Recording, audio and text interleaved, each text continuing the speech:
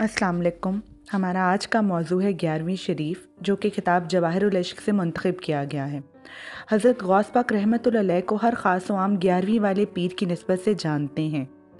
लोग अमूमन इस्लामी महीने की हर 11 तारीख को खाना पकाकर गुरबा में तकसीम करते हैं। रवायत में है कि सरकार गौस पाक रहमतुल्लाह अलैह ख़ुद इस्लामी महीने की 12 तारीख को लंगर का खसूसी इंतज़ाम फरमाया करते थे। हर ख़ास व आम को दावत लंगर खाने की और लोगों को वाज फरमाया करते थे, और आप रहमतुल्लाह अलैह का वाज सुनने के लिए लोगों का जम्मे गफ़ीर हुआ करता था। तो यहाँ मैं एक आयत का हवाला देता जाऊँ कि अल्लाह ने फरमाया, तर्जुमा और मफ़हूम, तू मेरा ज़िक्र कर, मैं तेरा ज़िक्र करूँगा। तो जब एक अरसे तक गौस पाक रहमतुल्लाह अलैह ने हर माह की 12 तारीख को लोगों को अल्लाह की तरफ बुलाया, वाज किया और गुरबा और मसाकीन को खाना खिलाया, तो अल्लाह ने क्या किया कि अपने प्यारे वली का ज़िक्र बुलंद कर दिया कि क़यामत तक लोग हर इस्लामी महीने की 11 तारीख को 11वीं की न्याज़ दिलाते रहेंगे और गौस पाक रहमतुल्लाह अलैह की शान बयान करते रहेंगे।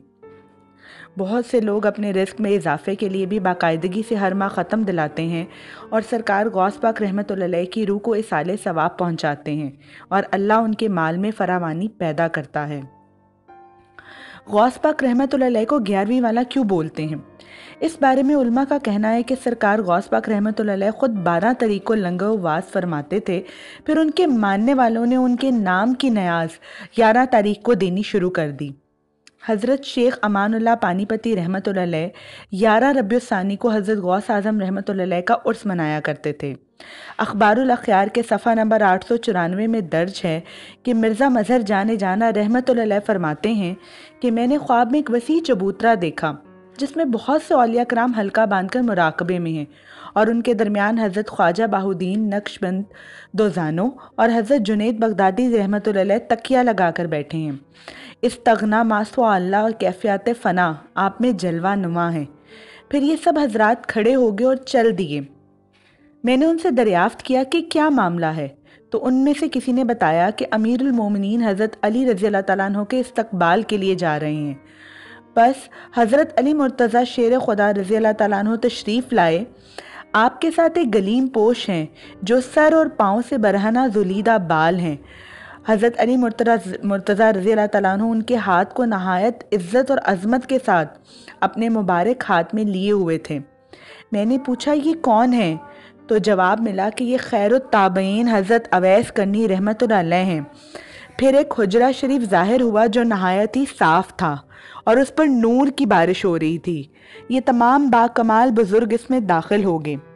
मैंने इसकी वजह दरियाफ्त की तो एक शख्स ने कहा कि आज हज़रत गौसुस सकलैन सैयद अब्दुल कादिर जिलानी रहमतुल्लाह अलैह का उर्स है। हम सब उर्स पाक की तकरीब पर तशरीफ़ ले गए हैं। सुभान अल्लाह। जबकि इसका रूहानी पहलू ये है कि गौस पाक रहमतुल्लाह अलैह ने रूहानी सफ़र की तकमील के लिए पहले 10 जगह बैत की, लेकिन कामलियत ना मिली। तो फिर आप 11वीं जगह ख्वाजा अबू सईद रहमतुल्लाह अलैह के बैत हुए और कामिल अकमल फ़कीर हुए, और फिर आप जहाँ पहले 10 जगह मुरीद हुए थे उनको अपना मुरीद किया।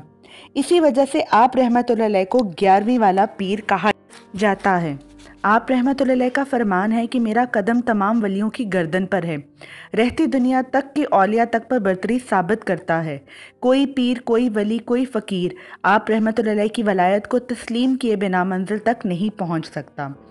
इसलिए तमाम ज़माने के अल्लाह वाले हर माह सरकार गौस पाक रहमतुल्लाह अलैह का ख़त्म ज़रूर दिलाते हैं। बहुत शुक्रिया। जज़ाकल्लाह।